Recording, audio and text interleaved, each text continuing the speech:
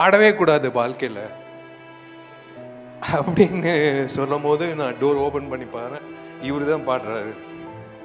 తమిళ star hero Vishal గురించి స్పెషల్గా చెప్పనక్కర్లేదు.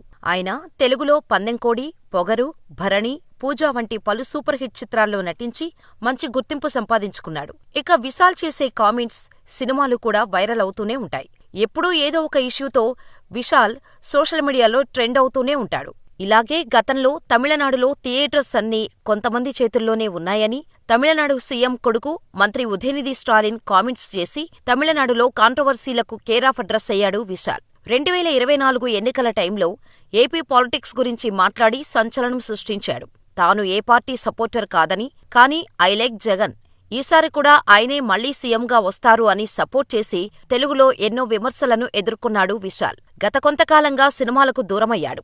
ఎప్పుడూ సోషల్ మీడియాలో యాక్టివ్గా ఉండే విశాల్ ఒక్కసారిగా కనిపించకుండా పోయి తాను నటించిన సినిమా మదగజ రాజ మూవీ ప్రీ రిలీజ్ ఈవెంట్కు వచ్చిన విశాల్ను చూసి అక్కడ ఉన్న వారందరూ ఒక్కసారిగా షాకయ్యారు. అయితే చాలా రోజుల తర్వాత బయటకు వచ్చిన విశాల్ పరిస్థితి చూసి ఫ్యాన్స్ ఆందోళన చెందారు. అంతగా విశాల్ మారిపోయాడు. దీంతో అసలు విశాల్కి ఏమైంది, ఎందుకు ఇలా బక్కచిక్కిపోయి వణికిపోతున్నాడో తెలుసుకోవాలని ప్రయత్నిస్తున్నారు. ఆ విషయాలు మీకోసం. విశాల్ పూర్తి పేరు విశాల్ కృష్ణారెడ్డి. ఆయన 1977 ఆగస్టు 29న మద్రాసులో జన్మించారు. విశాల్ తండ్రి జీకే రెడ్డి గతంలో చిత్ర నిర్మాత, చిరంజీవి హీరోగా ఎస్పీ పరశురాం అనే చిత్రాన్ని జీకే రెడ్డి నిర్మించారు. తర్వాత తమిళంలోనూ జీకే రెడ్డి కొన్ని చిత్రాలకు భాగస్వామిగా ఉన్నారు. దాంతో చిన్నతనం నుంచే విశాలకు సినిమాలంటే ఆసక్తి ఉండేది. అయితే ముందు చదువు పూర్తి చేసిన తర్వాతే సినిమాలు అని తండ్రి జీకే రెడ్డి చెప్పటంతో చెన్నైలోని లయోలా కాలేజ్లో విజువల్ కమ్యూనికేషన్స్ పూర్తి చేసి చదువు పూర్తయిన తర్వాత చిత్రసీమలో అడుగుపెట్టాడు. తొలుత అర్జున్ హీరోగా రూపొందిన వేదం చిత్రంలో చిన్న పాత్ర చేస్తూనే ఆ సినిమాకు దర్శకుడైన హీరో అర్జున్కి విశాల్ అసిస్టెంట్గా పనిచేశారు. కానీ విశాల్ హీరో అవ్వాలని అనుకోలేదు. కనీసం నటనవైపు రావాలని కూడా అనుకోలేదు. డైరెక్టర్ అవ్వాలని అనుకున్నాడట. కానీ తన తండ్రి కోసం హీరో అయ్యాడు. తన తండ్రి జీకే రెడ్డి, నీది హీరో ఫేస్ కట్, నువ్వు నటనపై ఫోకస్ పెట్టు అని చెప్పటంతో నాన్న కోసం 2004లో గాంధీకృష్ణ దర్శకత్వంలో సెల్లమే సినిమాలో తొలిసారి కథానాయకుడిగా ప్రేక్షకుల ముందుకు వచ్చాను. అది ఘన విజయం సొంతం చేసుకుంది.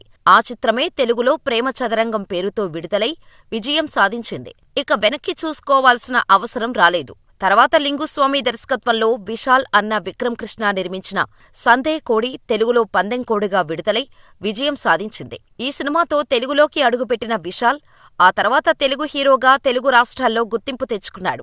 ఆ తర్వాత జీకే బ్యానర్ పెట్టి విశాల్ అన్న విక్రమ్ కృష్ణ నిర్మాతగా తరుణ్ గోపి దర్శకత్వంలో తిమ్మిరి అనే సినిమా తీశారు. ఈ సినిమా బ్లాక్ బస్టర్ హిట్ అయింది. తెలుగులో పొగరు పేరుతో డబ్ చేశారు. తెలుగులో కూడా ఈ సినిమా హిట్ అయింది. ఈ సినిమాలో విలన్ రోల్ చేసిన శ్రీయారెడ్డిని చివరి షెడ్యూల్ జరుగుతున్న టైంలో విశాల్ అన్నయ్య విక్రమ్ కృష్ణ పెళ్లి చేసుకున్నాడు. ఈమె ఎవరో కాదు, సలార్ మూవీలో వరదరాజమన్నార్ సోదరిగా రాధారామ పాత్రలో నటించిన తమిళ నటి శ్రీయారెడ్డి. ఆమె అప్పట్లో విశాల్ మూవీ అయిన పొగరులో పవర్ఫుల్ లేడీ విలన్ గా యాక్ట్ చేసి మంచి మార్కులు కొట్టేసింది. ప్రస్తుతం power star Pawan Kalyan OG pan India ప్రాజెక్టులో కూడా మరో పవర్ఫుల్ క్యారెక్టర్ చేస్తుంది. ఇదిలా ఉంటే పొగరు సినిమా తర్వాత విశాల్ శివప్పది గారం సినిమా చేశాడు. ఈ సినిమా డిజాస్టర్ అవటంతో తెలుగులో రిలీజ్ చేయలేదు. ఆ తర్వాత భరణి సినిమాతో వచ్చిన విశాల్ ఈ సినిమా సూపర్ హిట్ అవటంతో విమర్శకుల ప్రశంసలు అందుకున్నాడు. ఇలా సినిమాలు చేసుకుంటూ పోతున్న విశాల్ నట విశ్వరూపం చూపించిన సినిమా దర్శకుడు బాలా తీసిన అవన్ ఇవెన్, తెలుగులో వాడు వీడు. ఈ సినిమాలో విశాల్కి తన స్నేహితుడైన హీరో ఆర్య రికమెండ్ చేయటంతో ఛాన్స్ వచ్చింది. ఈ సినిమాలో మెల్లకన్నుతో విశాల్ తన నట విశ్వరూపాన్ని చూపించారు. కానీ సినిమాలో ఉన్న కొన్ని ఫైట్ సీన్స్ వంటి వాటి కారణంగా విశాల్కు చాలా దెబ్బలు తగిలాయి. దీనివల్ల విశాల్ ఆరోగ్యం చాలా విషయాల్లో దెబ్బతింది. అంతేకాదు సినిమా అంతా కూడా మెల్లకనుతో ఉండటం వల్ల తీవ్రమైన కంటినొప్పి, తలనొప్పితో బాధపడ్డాడు. అయితే ఈ సినిమాకు మిశ్రమ ఫలితాలు లభించాయి. కానీ విశాల్ నటనకు మాత్రం మంచి గుర్తింపు లభించింది. ఆ తర్వాత ప్రభుదేవా దర్శకత్వంలో వేదీ సినిమాలో పోలీస్ అధికారిగా నటించారు విశాల్. ఈ సినిమా బాక్సాఫీస్ వద్ద హిట్టుగా నిలిచింది. ఇలా హీరోగా దూసుకుపోతున్న విశాల్ 2014లో నాన్ సిగప్పు మనిథన్, తెలుగులో ఇంద్రుడు సినిమాతో మొదటిసారిగా నిర్మాణ రంగంలోకి అడుగుపెట్టాడు. ఈ సినిమాలో నర్కోలెప్సీ అనే మానసిక సమస్యతో బాధపడే పాత్రలో నటించాడు. ఇలా ఈ సినిమాతో విశాల్ ఫిల్మ్ ఫ్యాక్టరీ పేరుతో ఓ బ్యానర్ ప్రారంభించి దానిపై అనేక చిత్రాలను నిర్మించాడు. పాండ్య నాడు తెలుగులో పల్నాడు, కథాకళి, తుప్పరివాళన్ తెలుగులో డిటెక్టివ్గా రిలీజై సూపర్ హిట్ అయింది. ఇరంపు తిరై తెలుగులో అభిమన్యుడు, వీరమే వాగే సూదం తెలుగులో సామాన్యుడు సినిమాలను నిర్మించి వీటిల్లో హీరోగా నటించాడు. ఆ తర్వాత విశాల్ డిఫరెంట్ కాన్సెప్ట్తో లాఠీ మూవీతో ముందుకు వచ్చాడు. ఇందులో ఆయన ఓ పిల్లాడి తండ్రిగా పోలీస్ కానిస్టేబుల్గా కనిపించాడు. కానీ సినిమా పెద్దగా ఆడలేదు. ఆ తర్వాత విశాల్ ఎస్.జె. సూర్య కాంబినేషన్లో మార్క్ యాంటోనీ వచ్చింది.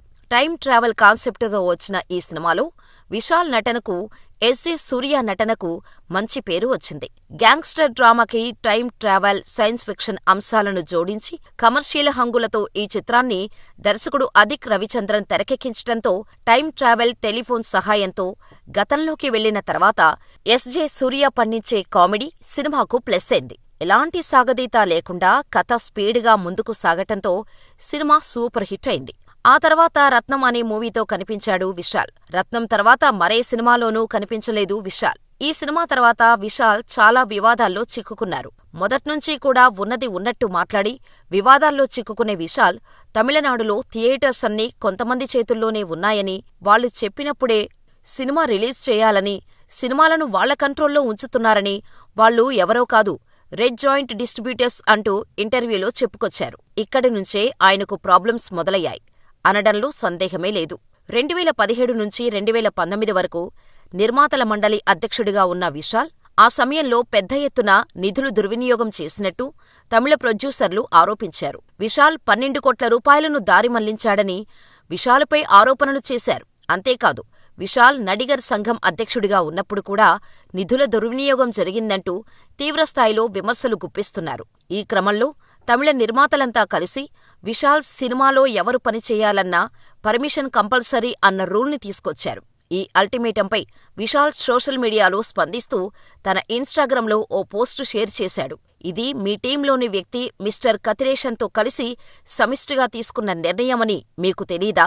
నిర్మాతల మండలిలోని వృద్ధులు, కష్టాల్లో ఉన్న సభ్యుల సంక్షేమ పనుల కోసమే ఆ నిధులు ఖర్చు చేశాం. వారి కుటుంబం, విద్య, వైద్యం అంటూ ఇలా పలు సంక్షేమ కార్యక్రమాలకు ఖర్చు చేశాం. కౌన్సిల్ సభ్యులు, వారి కుటుంబాలకు ప్రయోజనం చేకూర్చేలా పండుగల సమయంలో ప్రాథమిక సంక్షేమం ఇచ్చాం. ఇలా ఎన్నో సంక్షేమ కార్యక్రమాలకే నిధులు ఖర్చు చేయబడ్డాయి. మీరు అక్కడ మీ పనిని సక్రమంగా చేయండి. ఇండస్ట్రీలో చాలా పని ఉంది. Double taxation, theatre maintenance charges అంటూ ఇలా ఎన్నో సమస్యలకు పరిష్కారాలు వెతకాల్సి ఉంది. విశాల్ ఇక్కడ కంటిన్యూగా సినిమాలు చేస్తూనే ఉంటాడు. కావాలంటే నన్ను ఆపేందుకు ట్రై చేసుకోవచ్చు. నిర్మాతలు అని పిలువబడే ఎప్పటికీ సినిమాలు నిర్మించలేని ప్రొడ్యూసర్స్ మీరు. అసలు అక్కడ సినిమాలు తీసే నిర్మాతలున్నారా? ఆలోచించండి అంటూ విశాల్ 2024 జులైలోనే పోస్ట్ చేశాడు. అయితే విశాల్ ఆరోపణలు చేసిన రెడ్ జాయింట్ డిస్ట్రిబ్యూటర్స్ సంస్థ తమిళనాడు సీఎం కొడుకు మంత్రి ఉదయనిధి స్టాలిన్ నేతృత్వంలో నడుస్తోందని, సో అందుకే విశాల్ ఇంటర్వ్యూలో చెప్పిన మాటకు హర్టైన ఉదయనిధి స్టాలిన్ ఇలా కక్షపూరితంగా వ్యవహరిస్తున్నారనే తరహాలో కోలీవుడ్ వర్గాల్లో టాక్ ఉంది. అయితే ఇందులో ఎంతవరకు నిజముందో లోగట్టు పెరుమాళ్లకే తెలియాలి. ఇలా ఈ ఇష్యూ తర్వాత విశాల్ బయట కనిపించటం తగ్గించేశారు. డిటెక్టివ్ పార్ట్ 2లో బిజీగా ఉన్నాడని, అందుకే బయటకు రావటం లేదు అని అందరూ అనుకుంటున్న టైంలో విశాల్ చాలా గ్యాప్ తర్వాత సంక్రాంతి కానుకగా మదగద రాజా అనే సినిమాతో వస్తున్నాడు. ప్రస్తుతం ఈ మూవీకి సంబంధించిన ప్రమోషన్స్లో బిజీగా ఉన్నాడు విశాల్. నిజానికి ఈ సినిమా షూటింగ్ 2012లోనే కంప్లీట్ చేశారట. అంటే 12 ఏళ్ల తర్వాత ఈ సినిమాను రిలీజ్ చేస్తున్నారు మేకర్స్. అయితే నిన్న చెన్నైలో ఈ సినిమాకు సంబంధించిన ప్రీ రిలీజ్ ఈవెంట్ జరిగింది. చాలా రోజుల తర్వాత విశాల్ను బయటకు రావటంతో అందరూ ప్రీ రిలీజ్ ఈవెంట్ కోసం వెయిట్ చేశారు. కానీ విశాల్ కోసం చూసిన అందరూ ఒక్కసారిగా షాక్ అయ్యారు. దానికి కారణం విశాల్ బాగా బక్కచిక్కిపోయి గుర్తుపట్టలేనంతగా మారిపోయాడు. స్టేజిపై మాట్లాడుతున్న సమయంలో చేతులు కూడా వణుకుతూ కనిపించాడు. అంతేకాదు, కనీసం మైకును కూడా గట్టిగా పట్టుకోలేని స్థితిలో ఉన్నాడు. అంతేకాదు, మాట్లాడుతున్నప్పుడు నోట్లో నుంచి మాటలు కూడా సరిగా రాలేని స్థితిలో ఉన్నాడు. ఎప్పుడూ చాలా చలాకీగా ఉండే విశాల్ను అలా చూసిన అభిమానులు తట్టుకోలేకపోతున్నారు. విశాల్కు ఏమైందని సోషల్ మీడియాలో ట్రెండ్ చేస్తున్నారు. ఎందుకు విశాల్ అలా వణికిపోతున్నాడు అంటూ ఆరా తీస్తున్నారు. అయితే తెలిసిన సమాచారం మేరకు విశాల్ హై ఫీవర్తో బాధపడుతున్నారట. ఫీవర్ కారణంగానే విశాల్ సన్నగా మారినట్టు తెలుస్తోంది. అయితే విశాల్ని చూస్తే నడవటానికి కూడా ఇబ్బంది పడుతున్నాడు. కేవలం ఫీవర్ కారణంగానే విశాల్ ఇలా మారాడా? 6 నెలల్లో ఈ మార్పు ఎలా వచ్చిందనే అనుమానాలు కూడా తలెత్తుతున్నాయి. అయితే విశాల్ లేటెస్ట్ మూవీ రత్నం ప్రమోషన్స్లో పాల్గొన్నప్పుడు చెప్పిన విశేషాల్లోకి వెళితే మనకు సమాధానం దొరకచ్చు. నేను మా డాక్టర్ మాట ఎప్పుడూ వినలేదు. మా డాక్టర్ ఏది చెయ్యొద్దంటే అదే చేస్తుంటాను. వాడు వీడు సినిమా టైంలో మెల్లకన్ను పెట్టి నటించొద్దని అన్నారు. కానీ నేను వినలేదు. నా శరీరంలో ఇప్పుడు 100 కుట్లున్నాయి. మా డాక్టర్ అలా చెప్పి చెప్పి విసిగిపోయారు. నేను ఆయన మాట వినకుండా ఫీడ్స్ చేస్తూనే ఉన్నాను. నన్ను నమ్మి డబ్బులు పెట్టేందుకు వచ్చిన నిర్మాత బాగుండాలని ప్రయత్నిస్తున్నాను. హరిగారితో భరణి, పూజ చేశాను. అవి పెద్ద హిట్లయ్యాయి. నా 19 ఏళ్ల నా కెరీర్లో మీడియా, ఫ్యాన్స్, అభిమానులు, ప్రేక్షక దేవుళ్లందరూ నాకు ఎంతో సపోర్టుగా నిలిచారు అని విశాల్ చెప్పిన మాటలు వింటే ముందునుంచే విశాల్కు హెల్త్ ఇష్యూస్ ఉన్నట్టు తెలుస్తోంది. ఇలా తన హెల్త్ గురించి కేర్ తీసుకోకుండా సినిమాలు చేయటం వల్ల పాత గాయాల కారణంగా ఇప్పుడు ఇబ్బంది పడుతున్నట్టు చెప్పవచ్చు. ఇదిలా ఉంటే 2019 మార్చి 10న విశాల్కు అనిషారెడ్డితో ఎంగేజ్మెంట్ జరిగింది. విశాల్కి కూడా పెళ్లి జరిగిపోతుంది అని అందరూ అనుకున్నారు. కానీ పెళ్లి జరగలేదు. అయితే అప్పట్లో విశాల్ పెళ్లి నిశ్చితార్థం తర్వాత ఆగిపోవటంతో అనేక సందేహాలు అప్పట్లో మీడియాలో వచ్చాయి. అయితే అప్పటికే విశాల్కు హెల్త్ ఇష్యూస్ ఉండటంతోనే పెళ్లి క్యాన్సిల్ అయి ఉండొచ్చని ఇప్పుడు మరోసారి విశాల్, అనీషారెడ్డి పెళ్లి అంశం తెరపైకి వచ్చింది. ఏది ఏమైనా విశాల్ త్వరగా కోలుకొని మునుపటిలా యాక్టివ్గా ఉండాలని అభిమానులు కోరుకుంటున్నారు. మరి విశాల్ హెల్త్ గురించి మీరేమనుకుంటున్నారు? సినిమాలో స్టంట్స్ చేసి తన ఆరోగ్యాన్ని సరిగ్గా పట్టించుకోకుండా ఉండటం వల్ల ఈ పరిస్థితి వచ్చిందని అనుకుంటున్నారా? లేదా విశాల్ హై ఫీవర్తో ఇబ్బంది పడటం వల్లే ఈ పరిస్థితిలో ఉన్నాడని అనుకుంటున్నారా? మీ అభిప్రాయమేంటో మాకు కామెంట్ చేయండి. విశాల్ తన పరిస్థితి నుంచి త్వరగా కోలుకోవాలని దేవుడిని ప్రార్థించండి.